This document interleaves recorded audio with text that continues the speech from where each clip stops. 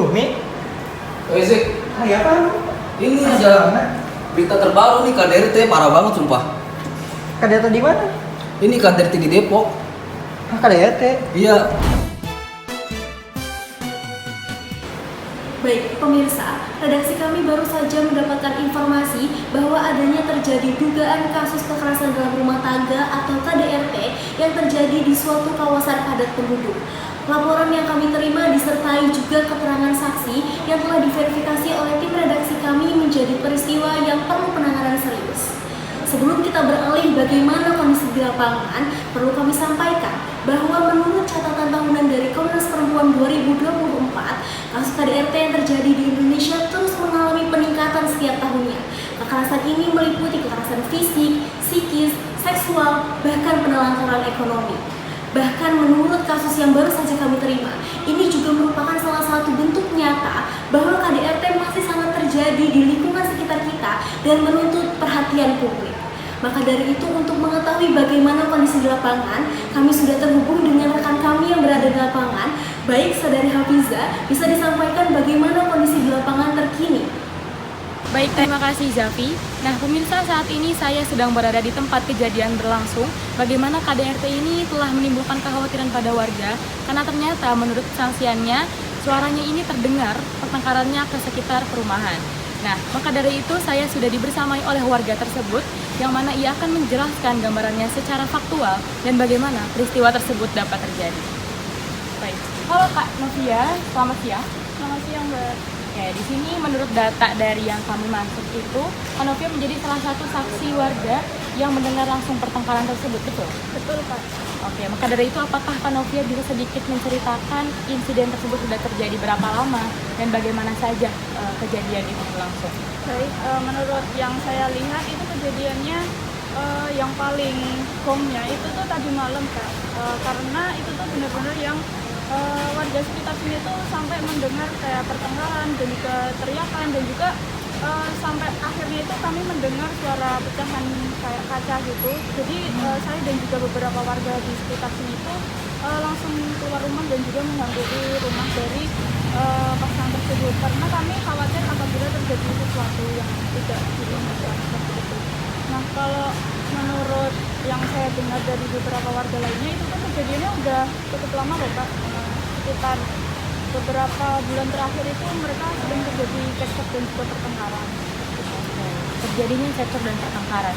Apakah hal tersebut Kak Novia tahu didasari oleh faktor-faktor seperti apa, Kak? Kalau menurut keterangan dari beberapa warga yang kemarin saya juga kepoin, itu ternyata terkait masalah ekonomi dan juga kurangnya komunikasi yang baik dari pasangan tersebut. Komunikasi dan ekonomi ya. Iya, Kak. Nah, apakah Kak Novia bisa melihat langsung dampak yang terjadi oleh keluarga atau bahkan anak-anak di sana, Kak? Kalau yang saya lihat semalam itu mungkin lebih ke kayaknya korbannya itu tuh apa ya, nggak cuman istrinya aja tapi juga anak-anaknya yang turut menyaksikan dari kekerasan yang ayahnya lakukan kepada ibunya seperti itu. Dan menurut saya apa ya, mungkin anaknya akan mengalami hal-hal yang pengalaman traumatis dari kejadian tersebut. Jadi harapannya semoga anak dan juga istrinya mendapatkan penanganan yang tepat dari pihak profesional dan juga suaminya segera mendapatkan hukuman yang jelas dan juga tegas. Baik, Kak Novia, terima kasih atas ketersediaan wawancaranya pada siang hari ini ya. Baik teman-teman semua, bisa disimpulkan dari keterangan warga tadi bahwasannya ternyata ini terjadi oleh faktor yang bertimpa-timpa. Nah, bagaimana masalah ekonomi, lalu juga komunikasi yang tidak efektif dan hubungan yang tidak didasari komitmen ini bisa membuat KDRT secara umum terjadi. Tidak hanya pada pekarangan di sini saja, tapi di seluruh Indonesia. Untuk itu, mari kita bisa dengarkan lebih lanjutnya bagaimana sih upaya pencegahan KDRT, serta bagaimana harusnya masyarakat merespon ketika KDRT telah terjadi di masyarakat. Saya kembalikan kepada Zafi dan narasumber di studio.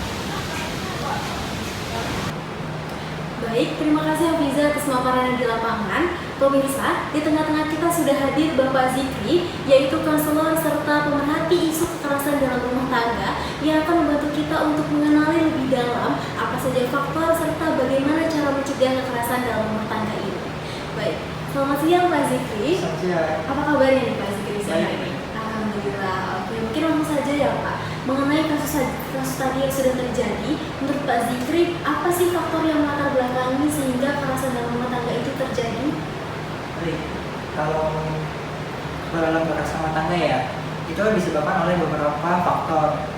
Yang pertama itu faktor psikologis, yang kedua itu faktor ekonomi juga bisa, yang ketiga faktor komunikasi yang buruk ataupun pola komunikasi yang disfungsional, yang terakhir itu adanya budaya, faktor budaya dan adat seperti itu.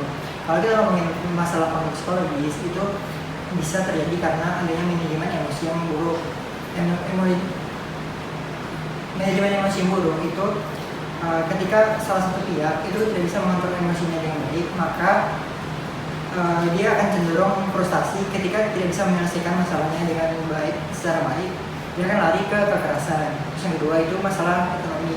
Kalau ngomongin masalah ekonomi itu biasanya adanya ketergantungan finansial salah satu pihak, istri ke suami, suami ke istri, anak dan sebagainya yang terjadi. Jadi adanya ketimpangan sosial, ketimpangan ekonomi seperti itu yang menyebabkan rentan mengalami konflik di keluarga. Terus yang ketiga itu masalah komunikasi yang buruk ya. Masalah komunikasi yang buruk itu menyebabkan adanya ketidaknyamanan dalam kita mengkomunikasikan sesuatu dalam keluarga tersebut. Dan juga pola komunikasi yang buruk ini seperti apa?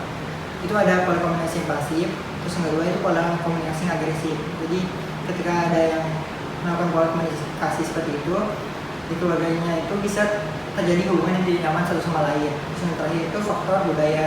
Di budaya sendiri masih banyak budaya di kita yang mengadopsi budaya patriarki sehingga adanya ketidaksetaraan dan ketidakseimbangan antara pria dan perempuan, sehingga adanya ketidaksetaraan itu menyebabkan tindakan kekerasan itu sering dibenarkan di masyarakat kita. Perilaku dan faktor-faktor tadi itu ketika terus dibiarkan secara terus menerus dan terus mengulang akan menyebabkan konflik-konflik yang lainnya. Dampaknya apa? Dampaknya pada korban itu akan menurunnya harga diri, sedangkan pada pelaku itu akan dominan dan akan semakin menguasai korban seperti itu. Nah, baik, ternyata sangat kompleks ya Pak faktor-faktor dari KDRT ini. Lantas bagaimana sih Pak untuk penanganannya agar KDRT ini tidak terjadi kembali? Nah, jadi ketika kita ngomongin tentang pencegahannya itu atau cara mengatasinya juga itu tidak bisa diselesaikan dengan satu cara karena faktor-faktornya jadi banyak kan. Nah, maka cara untuk mencegah dan mengatasinya itu juga bisa dilakukan dengan berbagai cara. Yang bisa kita lakukan pertama itu mengkomunikasikan secara terbuka dan asertif. Jadi pihak-pihak seperti istri, suami, anak dan sebagainya itu bisa mengkomunikasikannya dengan terbuka apa yang mereka rasakan, apa yang mereka tidak sukai seperti itu, mereka bisa mengkomunikasikannya dengan baik dan tidak merasa terancam. Terus yang kedua itu kita bisa belajar untuk meningkatkan manajemen emosi kita dengan baik. Ketika kita bisa manajemen emosi kita dengan baik, maka tindakan kekerasan dan agresif itu bisa kita cegah baik dari perbuatan, perkataan seperti itu. Terus yang terakhir itu ketika terjadi KDRT atau kekerasan dalam rumah tangga, kita bisa untuk mencari bantuan profesional seperti psikolog, konselor keluarga, psikiater dan orang-orang yang kita bisa percaya buat bersama menemukan jalan keluar seperti itu. Baik pemirsa, dengan dipaparkannya penjelasan dari Pak Zikri tadi, maka berakhirlah sesi redaksi pada siang hari ini. Terima kasih banyak kepada narasumber, warga, tim redaksi, serta tim lapangan yang berpartisipasi dalam liputan siang hari ini. Semoga dengan adanya liputan ini dapat membukakan rasa kita untuk tetap menjaga dan juga untuk mencegah agar kekerasan dalam rumah tangga ini tidak terjadi kembali. Mari kita sama-sama mengajak seluruh elemen masyarakat untuk berpartisipasi mencegah kekerasan dalam rumah tangga. Saya Zafira Azhara, mewakili tim redaksi yang bertugas, pamit undur diri dan sampai jumpa di redaksi selanjutnya.